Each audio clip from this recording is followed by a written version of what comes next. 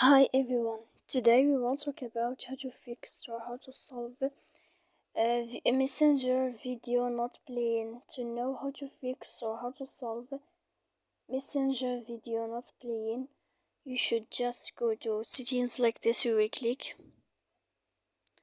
After that, in this page you will go to apps, default apps, app settings. When you will see this list, you will go down to find the application of messenger here, and you will enter.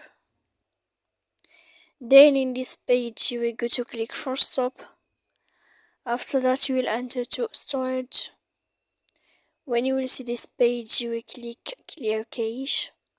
Then you will go to click clear data. And after all that, when you will end this, you can turn off your phone. So please don't forget to support us by like and subscribe. See you next time.